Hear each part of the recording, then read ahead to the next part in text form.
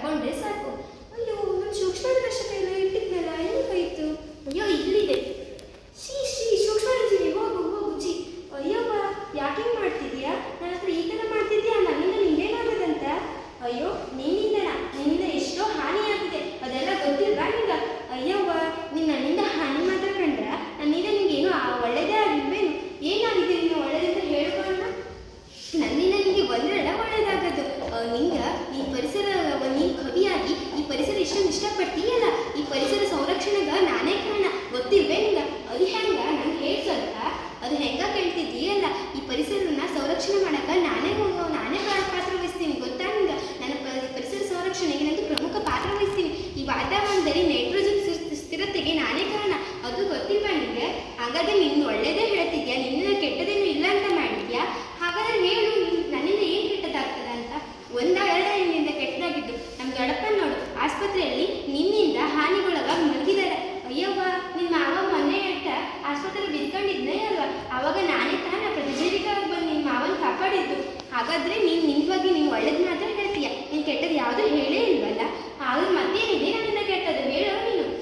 ನೀನು ಜಾನುವಾರುಗಳು, ಪ್ರಾಣಿಗಳ ಮೈಗಳು ಹೋಗಿ ಅವುಗಳಿಗೆ ಆರೋಗ್ಯ ಹಾನಿಯನ್ನು ಮಾಡ್ತೀವಿ. ನಿನ್ನಿಂದ ಇಷ್ಟೆಲ್ಲ ಕೆಟ್ಟದಿದೆ ಗೊತ್ತಾ? ಹಾಗಾದ್ರೆ ನನ್ನಿಂದ ಕೆಟ್ಟದ್ದು ಇದೆ, ಒಳ್ಳೆಯದು ಇದೆ. ನೀವೆಲ್ಲ ಹಾಗೆ, ಮನುಷ್ಯರೇ ಹಾಗೆ. ಒಂದು ವಸ್ತುವಿಂದ ಆಗೋ ಹಾನಿ ಮಾತ್ರ ನೋಡ್ತೀರ, ಆದರೆ ಅವುಗಳಿಂದ ಆಗೋ ಉಪಯೋಗ ಜೊತೆನೇ ಮಾಡಿಲ್ವಲ್ಲ. ಹಂಗಾದ್ರೆ ನನಗೀಗ ಅರ್ಥ ಆಯಿತು, ಒಂದು ವಸ್ತುವಿಂದ ಉಪಯೋಗನೂ ಇದೆ, ಅನುಕೂಲಗಳೂ ಇದೆ. ಅಂದ್ರೆ ಸೂಕ್ಷ್ಮಾಣುಜೀವಿಯಿಂದ ನಮಗೆ ಒಳ್ಳೆಯದೂ ಇದೆ, ಹಾಗೂ ಕೆಟ್ಟದೂ ಆಗುತ್ತೆ ಅಲ್ವಾ? ಹೌದು, ನಾನೇನು ಸ್ನೇಹಿತನೂ ಹೌದು, ಮಿತ್ರನೂ ಹೌದು, ಶತ್ರುನೂ ಹೌದು. ಅರ್ಥ ಆಯ್ತಾ ನಿಮಗೆ? ಅರ್ಥ ಆಯಿತು ಟೀಚರ್, ನನಗೆ ಗೊತ್ತಾಯಿತು. ನನ್ನ ಫೇವ್ರೆಟ್ ಸಬ್ಜೆಕ್ಟ್ ಯಾವುದಂತ, ಅದು ಸೈನ್ಸ್. ಈಗ ಇದನ್ನ ನಾನು ಅರ್ಥ ಮಾಡ್ಕೊಂಡಿದ್ದೀನಿ ಅಂದರೆ, ಯಾವುದೇ ಒಂದು ವಸ್ತುನ ನಾವು ಕೆಟ್ಟದ್ದು ಅಂತ ಹೇಳೋಕ್ಕಾಗಲ್ಲ. ಯಾಕಂದರೆ ಅದು ನಮಗೆ ಉಪಯೋಗಕ್ಕೂ ಬರುತ್ತೆ, ಅನಾನುಕೂಲಕ್ಕೂ ಬರುತ್ತೆ. ಹಾಗಾಗಿ ಇದು ಮನುಷ್ಯನ ಜೀವನದಲ್ಲಿ ಹೇಳೋದಾದ್ರೂ ಹಾಗೆ, ಮನುಷ್ಯ ಏನೋ ಒಂದು ಇದರಿಂದ ಒಳ್ಳೇದಾಗತ್ತಂದ್ರೆ ಅದು ಒಳ್ಳೇದು ಕಾಣಲ್ಲ, ಅದರಿಂದ ಏನು ಕೆಟ್ಟದಾಗಿದೆಯೋ ಅದನ್ನ ಮಾತನಾಡ್ತಾನೆ ಅಲ್ವಾ ಟೀಚರ್? ಹೌದು ರುಕ್ಕು, ಈಗ ನಿಮ್ಗೆ ಗೊತ್ತಾಯ್ತಾ? ನಂಗೆ ಅರ್ಥ ಆಯಿತು. ಈಗ ನನ್ನ ಫೇವ್ರೆಟ್ ಸಬ್ಜೆಕ್ಟ್ ಸೈನ್ಸೇ.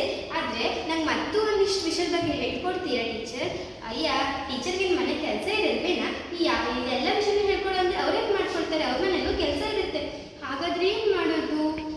ನಂಗೊಂದು ಏನೋ ನೆನಪಾಯಿತು. ಇವತ್ತೇನು ಗೊತ್ತಾ? ಇವತ್ತು ರಾಷ್ಟ್ರೀಯ ವಿಜ್ಞಾನ ದಿನ, ಗೊತ್ತಾಯ್ತಾ? ಹಾಗಾದ್ರೆ ನಂಗೆ ಐಡಿಯಾ ಹೊಳಿತು. ದಿನ ಅಂದರೂ ಟೀಚರ್ ಮನೆಯಲ್ಲಿ ಪಾಠ ಕೇಳೋಕೆ ಬರೋಕ್ಕಾಗಲ್ಲ, ಯಾಕಂದರೆ ಅವ್ರಿಗೆ ಮನೆ ಕೆಲಸ ಇರುತ್ತೆ. ಅದಕ್ಕೆ ಒಂದು ಕೆಲಸ ಮಾಡೋಣ, ಇವತ್ತು ವಿಜ್ಞಾನ ದಿನವಾಗಿ ನಾನು ಇದ್ರ ಬಗ್ಗೆ ತಿಳ್ಕೊಂಡೆ. ಹಾಗೆ ಮುಂದಿನ ಸಲ ನಾನು ಮುಂದಿನ ವರ್ಷ ವಿಜ್ಞಾನೋತ್ಸವ ದಿನದಲ್ಲಿ ನನ್ನ ಟೀಚರ್ ಹತ್ರ ಬರ್ತೀನಿ, ಮತ್ತಷ್ಟು ತಿಳ್ಕೊಂಡು ಹೋಗ್ತೀನಿ. Bye guys.